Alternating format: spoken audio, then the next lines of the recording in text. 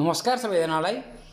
आज हामी diploma in civil इन्जिनियरिङको 6th सेमको इरिगेसन एन्ड ड्रेनेज इन्जिनियरिङको कन्टिन्यू युनिट 7 को हामी आज थ्योरी हेर्न गइरहेका छौँ। युनिट 8 बाट कस्तो इम्पोर्टेन्ट थ्योरी छ त, के थ्योरीहरू हामीले पढ्नुपर्छ त, त्यसको बारेमा हामी आज डिस्कसन गर्न गइरहेका छौँ। हाम्रो अघिल्लो भिडियो यही इरिगेसन एन्ड ड्रेनेजको थ्योरी प्लस न्युमेरिकल हजुरहरूले हेर्नुभएको छैन भने कृपया च्यानल भिजिट गरेर हेर्न सक्नुहुन्छ। कोही आज हाम्रो च्यानलमा नयाँ हुनुहुन्छ भने कृपया च्यानललाई सब्स्क्राइब गरी नजिकैको बेल आइकन दबाउन नबिर्सिनु होला। र हामीसँग सोशल मिडियामा जोडिन चाहनुहुन्छ भने डिस्क्रिप्सन बक्समा लिङ्क राखिएको छ फेसबुक इन्स्टाग्रामको, त्यहाँबाट हामीलाई फलो गर्न सक्नुहुन्छ। फलो गरेर नजानेको प्रश्नहरू हामीलाई सोध्न पनि सक्नुहुन्छ। अब हामी यो लेसन भनेको हाम्रो युनिट 8 भनेको हाम्रो वाटर लगिङसँग रिलेटेड छ, हो कि न। पानी धेरै खेतमा पानी भयो भने जमेपछि त्यसको के इफेक्ट हुन्छ, हो कि न। त्यसले के कजहरू निम्ताउँछ र त्यसलाई हामी कसरी सुधार्न सक्छौँ भन्ने तिनीहरू विषयमा आज हामीले पढ्न गइरहेका छौँ। अब वाटर लगिङ भनेको के हो भन्दाखेरि an agricultural land is said to be water log when its production get affected by a high water table भन्छ। भने धेरै पानी भएर खेतमा धेरै पानी वाटर टेबल हाई भएर चाहिँ हाम्रो यदि त्यो खेतलाई अथवा त्यो प्रोडक्सनलाई हाम्रो रिड्युस गर्छ भने त्यो भनेको हाम्रो वाटर लगिङ हो। The productivity of a land in fact get affected when the root zone of the plants get flooded with water and thus become ill aerated reduce the crop yield भन्छ। Crop इल्ड चाहिँ हामीले घटाउँछ इल एरेटेडले भनेको water लगिङ leads to स्यालिनिटी भनेको अब नुनिलोपन भनेको खेतमा नुनिलोपन भएपछि खेतमा बालीहरू नाश हुने भयो, हो कि न, राम्रोसँग ग्रोथ हुने भएन, त्यही भन्न खोजेको।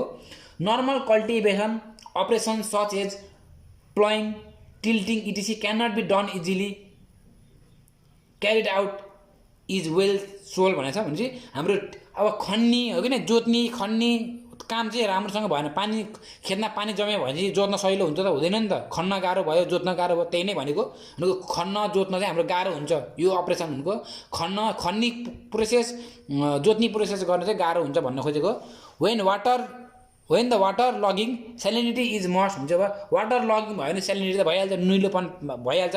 अब यसको कजहरू के हो त, कारणहरू के हो त, वाटर लगिङ हुनेको कारणहरू के हो त, हामी यसको बारेमा डिस्कसन गर्न गइरहेका छौँ। अब कजेसमा हाम्रो पहिलो नम्बर कज रहेको छ ओभर एन्ड इन्टेन्सिभ इरिगेसन भनेको धेरै पानी खेतमा चाहिने भन्दा धेरै पानी हाल्यो भने हाम्रो के हुन्छ भन्दाखेरि वाटर लगिङ हुन्छ भनेको। When a policy of intensive irrigation is adapted then the maximum irrigable area of a small region is irrigated thus lead to much irrigation in the region resulting in heavy percolation and subsequent rise of water table भनेको छ। अब 2 नम्बरमा हाम्रो seepage of water from in the adjoining high lands भनेको छ। हाम्रो 2 number रहेको छ, हजुर आफै पढ्नु होला यो। अब 3 पोइन्टमा रहेको छ seepage of water through the canal. यो हाम्रो पोइन्ट नम्बर 4 रहेको छ इम्परभियस अब्स्ट्रक्सन्स, होइन। त्यही गरी हाम्रो अब पोइन्ट नम्बर 5 रहेको छ इनएडुकेट नेचुरल ड्रेनेज भनेको छ। यो पोइन्टहरू हाम्रो यो कजेस अफ वाटर लगिङको कजहरू हो। अब अरू कन्टिन्यू जाउँ, हाम्रो पोइन्टहरू पोइन्ट नम्बर 6 मा जाउँ। Inadequate surface drainage point number 6 मा। 7 मा एक्सेसिभ रेन भनेको धेरै पानी पऱ्यो भने त हाम्रो वाटर लगिङ हुन्छ नि त। पोइन्ट नम्बर 8 मा sums due to flood. Point number 9 मा इरेगुलर अर फ्ल्याट टोपोग्राफी भनेको अब जमिन मिलेको छैन, खाल्टो खुल्टी छ भने खाल्टोमा पानी जम्छ, हो कि न, त्यो भएर चाहिँ वाटर लगिङ हुन्छ, त्यही नै हो। अब यसको इफेक्टहरू के छ, यसले के इफेक्टहरू निम्त्याउँछ त हेरौँ। अब anaerobic condition in the root zone of crops created which retards the required activity of soil bacteria for plant growth. The purpose growth of water loving plants take place in water logging area. लभिङै हो, water लभिङै हो, logging होइन। It interferes the growth of a useful crops. Tilting operation भनेको खन्ने जोत्ने छर्ने becomes difficult and cultivable are delayed भनेको खन्ने जोत्ने काम ढिलो हुन्छ, हो कि न। पानी सुक्ने बेलासम्म कुर्न पऱ्यो, कुर्दाखेरि अब बालीहरू ढिलो हुने, हो कि न। अब समयमा अब फल्ने बाली अरू समयमा फल्ने भयो। Temperature of soil is lower due to rise in water table and have bacterial activities are retarded भनेको छ। Climate of water logging area become damp and becomes breeding of mosquito भनेको अब पानी जमेको ठाउँमा अब मस्किटो हुने भयो, हो कि न, ड्याम्प हुने भयो। ड्याम्पनेस भएपछि हाम्रो के हुन्छ भन्दाखेरि मस्किटोहरूको चाहिँ ब्रिडिङ हुने भयो भनेको छ। अब यसलाई कसरी कन्ट्रोल गर्न सक्छ, वाटर लगिङ हामीले कसरी कन्ट्रोल गर्न सक्छौँ भनेर यहाँ भनेको छ। भनेको lining of control and water courses, reducing the intensity of irrigation भनेको अब पानीको सिँचाइ चाहिँ अलिक कम गर्ने, बाई रिड्युसिङ क्रप रोटेसन भनेको चाहिँ बाई इन्ट्रोड्युसिङ क्रप रोटेसन भनेको एउटै बाली नलाउने के भनेको फरक समयमा फरक बाली लाउने भनेको। सधैँ एउटै बाली लायो भने पनि के हुन्छ भने वाटर लगिङ चाहिँ हाम्रो वाटर लगिङ हुन्छ, हो कि न। अब हामीलाई चाहिने अब धान रोप्दाखेरि चाहिँ हामीलाई के चाहियो भन्दाखेरि पानी चाहियो, हो कि न। पानी मात्रै हुँदाखेरि के हुन्छ वाटर लगिङ हुन्छ। अब धान रोप्ने गहुँ रोप्ने गहुँलाई चाहिँ हामीलाई पानी चाहिएन भनेपछि त्यसरी नै हामीले चाहिँ भनेको रोटेसन क्रप चाहिँ हामीले रोटेसन गर्न सक्छौँ भनेको। पालैपल्ली लगाएपछि चाहिँ हाम्रो कहिले धान लाउने, कहिले गहुँ लाउने, कहिले तोरी लाउने भनेको यसरी रोटेसन गऱ्यो भने चाहिँ अब कुनै बालीलाई हाम्रो पानी चाहियो, कुनै बालीलाई पानी चाहिएन भन्दै यसरी गर्दा चाहिँ हाम्रो बाटो हो कि यसरी गर्दा चाहिँ हाम्रो चाहिँ के भन्दाखेरि ल्यान्ड चाहिँ फर्टाइल हुन्छ, हो कि न, ड्यामेजबाट बच्छ। By optimum use of water भनेको कमै युज गर्ने water, by providing intercepting drains, हो कि न, by provision of an effective drainage system भनेको ड्रेनेज सिस्टम भनेको अब पानी जमेको पानीलाई चाहिँ अब फाल्ने एउटा सिस्टम पनि बनाउनु पऱ्यो, drainage system. By improving the natural drainage of the area, by adapting the conservative use of surface and sub surface water भनेको छ। अब लाइनिङ अब यहीलाई हामीले डिफाइन गरेको छ। अब लाइनिङ अफ क्यानल भनेको के हो कि न, लाइनिङ अफ क्यानल भनेको के हो भन्दाखेरि चाहिँ it is defined as a hydraulic structure to assure irrigation and to avoid the crop failure due to famines and non-availability of water, in which the water is lost in percolation and absorption of seepage losses भनेको छ। अब यसको फाइदा के हो त, water canal लाइनिङको फाइदा भनेको के भन्दाखेरि सिपेज कन्ट्रोल हुने भयो, prevention of water logging, increase in canal capacity, increase in commanded area, reduction in maintenance cost, elimination flood dangerous भनेको छ। अब यसको बेफाइदाहरू के छ भन्दाखेरि अब रिक्वायर्स हेभी इनिसियल एक्सपेन्डिचर भनेको खर्च धेरै हुने भयो क्यानल लाइनिङ गर्दाखेरि।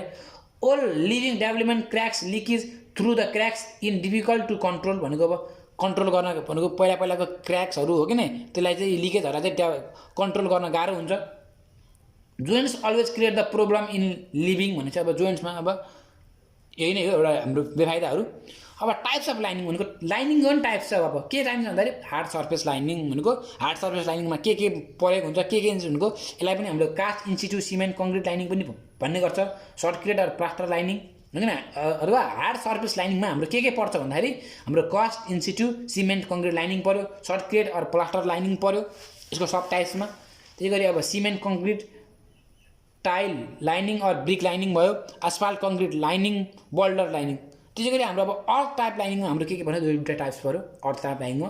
अब कास्ट इन्स्टिट्युट सिमेन्ट कङ्क्रिट लाइनिङमा अब यो हेर्नु होला, यो भनेको छ cement concrete lining made from M15 cement concrete mix 1:2:4 is considered a good quality types a widely used owing to their durability, impressibility, hydraulic efficiency भनेको छ।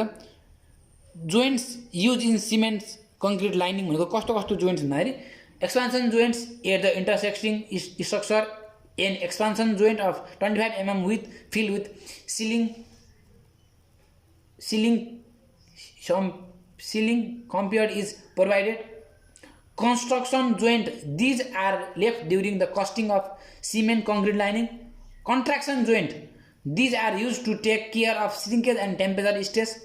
Cracks in CC भनेको concrete के अरे cement concrete lining mainly occurs due to wrapping stress caused due to differential in temperature between atmosphere and concrete भनेको छ। त्यसै गरी अब यसको concrete lining and tensile stress caused due to differential temperature variation between upper layer and lower face of cement concrete slab भनेर चाहिँ एउटा CC भनेको सिमेन्ट कङ्क्रिट लाइनिङको चाहिँ हाम्रो फिगर दिएको छ, यो फिगर हो। अब यसको फाइदा के छ त, सिमेन्ट कङ्क्रिट लाइनिङको फाइदा सीसी भनेको मेरिट्स अफ सीसी हेर्नु होला यहाँ। यसको फाइदाहरू के छ यो हजुरहरूले आफैले पज गरेर यसलाई लेख्न सक्नुहुन्छ, पढ्न सक्नुहुन्छ। अब यसको बेफाइदा पनि हेरौँ, फाइदा अब जे कुराको पनि हाम्रो फाइदा र बेफाइदा हुन्छ, यो फाइदा हो यसको। अब बेफाइदाहरू के छ हेरौँ। अब यो चाहिँ हाम्रो के हो बेफाइदाहरू हो। अघि हाम्रो के भयो सिमेन्टलाई कङ्क्रिट लाइनिङ भयो, अब सर्टक्रेट लाइनिङको बारेमा नि हेरौँ यहाँ के भनेको छ। Shotcrete lining is a technical terms use to designate cement mortar applied under pressure through a nozzle on the surface of the canal. It consist of a mixture of cement and sand generally in the ratio of 1:4 को ratio हुन्छ अरे sand is having maximum size भनेको स्यान्डको चाहिँ maximum size भनेको 0.5 cm त्योभन्दा बढीको लिन पाइएन cement concrete lining or brick lining भनेको के भन्दाखेरि this types of lining are generally popular in present days due to following major advantage भनेको यसको फाइदा यसको एडभान्टेज भएर चाहिँ यो आजभोलि धेरै युज भएको छ वानमा brick or cement tiles can be laid by ordinary masons and especially skilled labor is required. Rigid quality control is not required. No expansion joint are required. Rounded section can be easily laid without any framework. Large number of labor is required, thus providing the greater employment potential. भनेको धेरै मान्छेहरूलाई काम दिन सकियो employment facility दिन सकियो isolated damage portion can be repair easily भनेको damage पोर्सनहरू पनि सजिलैसँग रिपेयर गर्न सकियो त्यसै गरी चाहिँ अब हाम्रो ईमा एस्फाल्ट कङ्क्रिट लाइनिङ भनेको एस्फाल्ट कङ्क्रिट लाइनिङ भनेको asphalt has been used in lining materials at a very few places भनेको धेरै कम ठाउँमा युज हुन्छ it is still under the stage of evolution asphalt concrete is a carefully control of mixtures of asphaltic and graded stones aggregate mixture and place under the elevated temperature त्यसै गरी अब हाम्रो चाहिँ यसको साइज हेरौँ अब ए होइन यो चाहिँ हाम्रो चाहिँ बल्डर लाइनिङको साइज चाहिँ हाम्रो चाहिँ ग्रेटर देन 300 चाहिँ हाम्रो हुनु पऱ्यो बल्डर भनेको ठुल्ठुलो हो है 300 mm भन्दा ठुलो लाइनिङ चाहिँ भनेको छ it is also called dry stone lining on stone pitching consist of lining the side slopes of an earthen canal by proper placement and packing of stone either after laying and filter layer over the soil surface or without any such filter भनेको छ अब requirements of good lining भनेको good लाइनिङको requirement भनेको यतिहरू हो यति चाहिँ हुनु पऱ्यो इकोनोमी हुनु पऱ्यो हो किन स्ट्रक्चरल स्टेबिलिटी हुनु पऱ्यो ड्युरेबल हुनु पऱ्यो रिपेयरेबल भनेको रिपेयर गर्न सजिलो हुनु पऱ्यो इम्परमिएबिलिटी हुनु पऱ्यो रेसिस्टेन्स टु इरोजन भनेको अब हाम्रो इरोजनबाट चाहिँ रेसिस्टेन्स पनि हुनु पऱ्यो इरोजन भनेको पहिरो अब यो लेसनदेखि अब इम्पोर्टेन्ट क्वेसन भन्ने क्रममा हाम्रो मोस्ट इम्पोर्टेन्ट क्वेसनहरूलाई म भनिहाल्छु define water logging explain is causes यसको कज के हो यसको इफेक्ट के हो र यसको प्रिभेन्टिभ मेजर के हो यति हजुरले पढ्न पऱ्यो भनेको कज इफेक्ट र preventive measure of water logging अर्को चाहिँ what is lining explain the types of lining यो लेसनदेखि यति दुईवटा मात्रै यति दुईवटा क्वेसन हो इम्पोर्टेन्ट क्वेसन भनेको हजुरले पढ्नु पऱ्यो यति दुईवटा क्वेसन चाहिँ यो युनिट हाम्रो 8 बाट यति दुईवटा क्वेसन हजुर पढ्नु पऱ्यो यति क्वेसन पढ्नु भयो भने हजुरले मजासँग हिसाब के अरे यसको थ्योरी चाहिँ हजुरले मजासँग गर्न सक्नुहुन्छ यो लेसनदेखि युनिट 8 बाट हाम्रो जेनरली दुईवटासम्म थ्योरी सोध्ने गरेको छ यो लेसनले जेनरली हाम्रो 16 मार्क्स अथवा 12 मार्क्स चाहिँ क्यारी गर्छ भनेको एउटा थ्योरी अथवा सर्ट नोट अथवा दुईवटा थ्योरी सोध्छ यो लेसनबाट मजासँग पढ्नु होला हस् त धन्यवाद भिडियो मनपर्छ भने लाइक गरिदिनु होला साथीभाइहरूलाई सेयर गरिदिनु होला कमेन्ट गर्न नबिर्सनु होला goodbye take care Subscribe Prashant YT